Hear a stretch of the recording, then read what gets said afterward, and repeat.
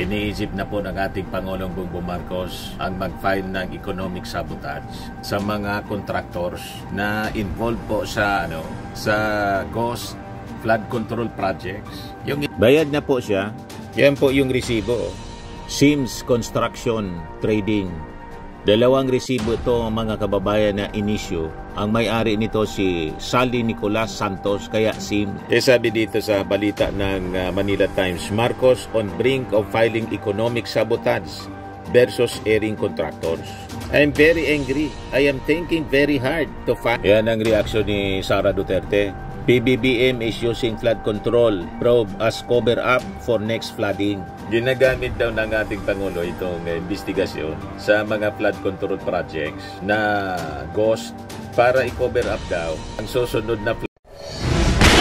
Nagpapagang mga balita at pagtalakay sa mga isyu na lipungan. Bulsa!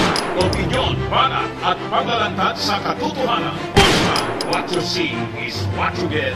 You decide. Kababayan si Dante Maravillas, Bicolano vlogger, broadcast journalist from Albay. Iniisip na po ng ating Pangulong Bongbong Marcos ang mag-file ng economic sabotage sa mga contractors na involved po sa ghost flood control projects. Yung in-inspection pa lang niya, mga kababayan, kanina doon sa Baliwag, Bulacan, matindi. Sabi ng ating Pangulo, this is a perfect example of abuse. Sabi dito sa report ng Inquirer, This was how President Marcos described the non-existent reinforced concrete river wall project in Purok 4, Barangay Piel, Baliwag, Bulacan. The project, a 220-meter river wall, cost the government 55.7 million pesos and was awarded to Sims Construction Trading. Bayad na po siya. Yan po yung resibo. Sims Construction Trading. Dalawang resibo ito, mga kababayan, na inisyu. Ang may-ari nito si Sally Nicolas Santos, kaya SIM. Yung unang bayad, mga kababayan, dated March 19, 2025, Malolos, Bulacan. 43,490,202 pesos in 98 centavos. Pangalawang resibo na tinanggap yung bayad, wala man project po, 5,948,742.98 centavos. Sabi dito sa report ng Presidential Communications Office ngayon pa lang, official receipts na nagpapatunay na nagbayad ang DPWH Bulacan 1st District Engineering Office ng higit 55 million sa Sims Construction Trading para sa isang flood control project sa Barangay Piel, Baliwag, Bulacan. Inilahad ni PBBM na ito'y isang ghost project matapos niyang matanggap ang report at inspeksyonin ang lugar kung saan ito dapat nakatayo. Ayon sa Pangulo, walang materyales, walang equipment at walang itinayong pader kahit na diniklara itong 100% complete at fully paid na sa record. Talagang ninakaw nila. 55 million. Nirelease ng DPWH ang bayad, walang project. Ganun tayo pinagluluko. At hindi lang ito bago. Tagal na itong kalakaran, mga kababayan. Hindi lang ngayong administration. Ngayon lang gumawa ng ganitong personal na pag-inspeksyon yung ating Pangulo. Yung mga previous administrations po, walang ganitong ginawa. Kaya despite ng bilyon-bilyon flood control project, mula pa ng mga panahon ng mga previous administrations, imbes na masolusyonan po yung baha, lalong lumala. Ang binabaha, mga kababayan, sabi nga natin, yung bulsa ng mga kurakot na opisyal, nakikipagsabuatan sa mga contractors. Siyempre, ang may pinakamalaki nito, mga kababayan, na ninanakaw yung mga politiko. Sila yung nag-allocate ng budget.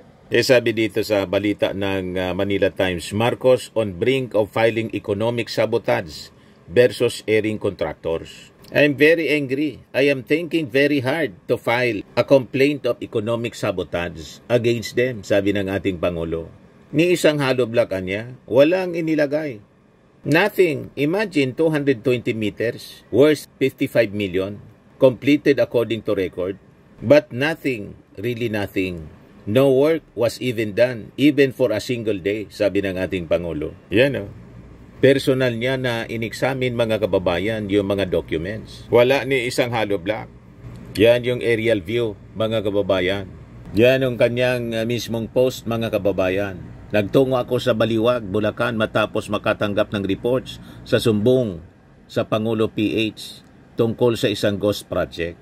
Hindi natin palalampasin ito. Sususpindihin natin at kakasuhan ang lahat ng opisyal na nag-authorize at nakipagsabuatan dito ng paglabag sa Anti-Graft in Corrupt Practices Act at malversation of public funds through falsification of public documents.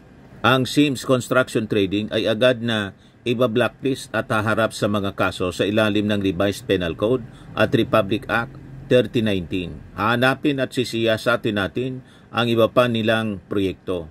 Ituloy ninyo ang pagpapadala ng inyong ulat sa sumbong sa Pangulo.ph. Sama-sama nating wawakasan ang katiwalian at siguruhin ng pera ng taong bayan ay napupunta sa proyektong para sa tao. Maganda yung mga reactions ng mga tao, mga kababayan. Sabi ni Joy Binayron, Kabatak, God bless President Bongbong Marcos Jr., DILG Secretary John B. Crimolia. Gusto ng mga taong bayan dapat ituloy ang eleksyon ngayong December 1. May napalayo yung reaksyon nito. Sabi ni Roda, ngayon alam niya po kung saan napupunta ang pundo ng bayan. God bless po, PBBM. Sabi ni Lynn, dapat talaga na mawala ang lahat-lahat ng mga corrupt at drug lord dito sa Pilipinas. Sabi ni Norma Referente, I salute you, President Bongbong Marcos. Keep up the good work for our countrymen. Sabi ni Ella, grabe talaga, napakaraming mga proyektong gustong ipatupad ni PBBM pero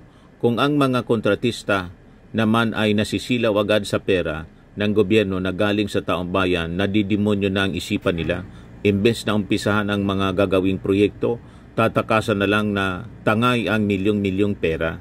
Salamat po PBBM sa pagbisita sa mga proyekto ng pamalaan ng bawat bayan. Sabi ni Pierre Paz, yes, dapat may wakas ang kanilang ginagawang kababalaghan, Mr. President. Sabi ni Carlo, gamitan na ng kamay na bakal dahil sa ghost projects maraming namatay, maraming nawalang ang tahanan at trabaho, nasira mga gamit at nagkanda hirap-hirap, hindi alam nila kasi ghost sila. O ngayon, dahil sa ginagawang ito ng ating Pangulong Bongbong Marcos, nagpaabot na naman po ng negative reaction si Sara Duterte habang nasa world tour, mga kababayan, nasa Paris. At after Paris, diretso ng dahig. Yan ang reaksyon ni Sara Duterte. PBBM is using flood control probe as cover up for next flooding. Ginagamit daw ng ating Pangulo itong investigasyon sa mga flood control projects na ghost para i-cover up daw ang susunod na flooding. Wala man dapat na i-cover up na flooding kasi pag umulan ng malakas talagang bumabaha. At ang pinakang klaradong alimbawa nito, yung flooding kahapon lang sa Davao. Pinablis ng Mindanews. Shinare ng inyong auntie yata ito, si Noel Duterte, na galit sa tatay ninyo at sa iyo mismo. Yan vehicles wade through floods as heavy rains hit Davao City Tuesday afternoon, August 19, 2025. Walang dapat na i-cover up pa. Kasi yung panahon na mismo yung gumagawa ng paraan para malantad ang mga palpak na mga flood control projects all throughout the country, including Davao. Yan pinablis mismo ng Mindanao Times. Look, a hospital parking lot in Davao City was submerged in flood waters following heavy rains on Tuesday afternoon, August 19. Yan Ano pa man ang i-cover up ng ating Pangulong Bongbong Marcos na nalantad na po, panahon nang gumawa ng paraan para madiskubre ang mga palpak na mga flood control projects. Di ba po? Yan sabi ni Sara. President Marcos post to investigate the government's failed flood control projects is simply a way for him to excuse himself from his responsibilities and obligations when the next flooding happens, sabi po ni Sara. In an interview in Paris during a meeting with the Filipino community there on August 18, the Vice President pointed out that the probe on the flooding mitigation or flood mitigation projects will soon be used as a cover-up by Marcos. Paniwala ko, ginagawa nila yan para sabihin na sa susunod na baha na tingnan ninyo, may ginawa kami, pinaganda niya lang yung excuse niya para sa susunod na baha. Duterte stressed that even members of the House of Representatives and not just government contractors must be held responsible for the failed flood control projects. Well, lahat sila dapat, hindi lang yung mga contractors, dahil yung mga contractors ay mga tauhan din sila ng mga members of the House of Representatives. Yung mga kasama nila o mga kagrupo nila, kasama din nila yun sa pag-ati-ati ng budget ng Pilipinas. Dahil nakita namin yon sa Department of Education. Nabanggit namin yon kay BBM na ganun ang ginawa. Pero noon ay wala siyang reaksyon, tapos bigla ngayon, meron na siyang reaksyon. Lahat man talaga yan iimbestigahan. Sinimula ng ating Pangulong Bongbong Marcos na inspeksyonin yung sa Kalumpit, Bulacan, ngayon Baliwag, Bulacan, Iloilo. Malamang ang susunod, Davao. Wala man pong sasantuin ang ating Pangulong Bongbong Marcos. Sinabi na niya yan, kahit kaibigan niya at kakilala. Hindi niya palalampasin. Kaya sabi ng mga nag-react sa kanyang statement, sabi ni Benjamin, it is already happening in Davao. Sabi ni Mario King Cruz, you should have said that investigation during your father's administration in the year 2016 to 2022. Sabi ni Earl Erich Lahina Andres, musta ang Davao flood control sa ilang dekadang nakaupo ang pamilya mo? Sabi ni Andrew C., hari ng Tondo, hari ng Pundo. Sabi ni G. Magbanwa, hindi excuse yan. You're just afraid kasi yung mga contractors galing pa sa termino ng dating president. At the same time, sino Secretary of DPWH that time?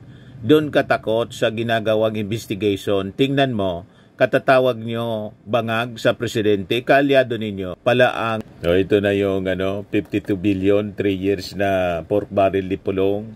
Sabi ni Hiner Perez, palpak talaga ang flood control projects ng Marcos administration, pero nasa naman yung flood control ni Duterte? Kung maayos yun, gaya ng sinabi nila, bakit hindi rin nagsigana? Ibig bang sabihin, palpak din? Sabi ni Almar San Luis, Yari, project engineer, materials engineer, inspectorate team, district engineer at iba pa. Sabi ni Jeffrey Adlaon Pinariho, engineering office, good luck. Sabi ni Ryan, grabe yan, nagkakapera ng walang puhunan, sayang boys naming maliliit. Oy, panagutin ang sangkot sa korupsyon. Maatim nyo na ilagay ang porsyento nagawa, wala naman na umpisahan, pati engineer, dyan damay. Rimati na, mga kababayan.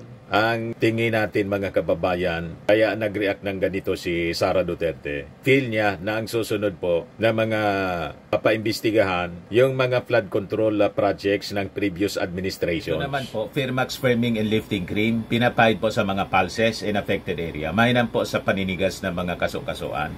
Ito naman po, Automax Radiant Serum. Sa mukha naman yung application, anti-aging po siya. You will look 10 years younger than your age. Sa mga cancer patients naman po, baka lang gusto ninyo itong itry. Neng siya red mixed fruit drink. Hindi mo po siya gamot, food supplement siya. Kaya lang, gawa siya mga kababayan sa goji berry. Yung goji berry, may anti-cancer properties. O ngayon, yung mga inquiries ninyo, dumiritso na lang kayo sa aming messenger sa Facebook para masagot namin agad. Ayos pa? Ayos na ayos niya, Mr. Maravilla. But anyway, ito po pala yung aming bagong product na binibenta online. I am worldwide amazing pure organic barley powdered drink mix from Australia. Negosyo to ng aking anak na architect entrepreneur Riz Maravillas. Ayan po. Kontakin na lang po ninyo siya, Riz Maravillas on Facebook. Ang mga health benefits niya, boost immunity, improves digestion, enhance energy levels, packed with antioxidants, prevent cancer. Sa mga nagana po ng malinis and spacious fitness gym, pumunta lang po kayo sa aming Colossal Fitness Gym. May Grab car rental din po kami. Ito naman po yung bago naming product na binibenta online. Eye Glow Serum, whitening po siya. Tingnan ninyo yung epekto sa aking anak na architect before and now. Yung mga inquiries po ninyo, dumiretso na lang kayo sa kanyang Facebook account, Riz Maravillas.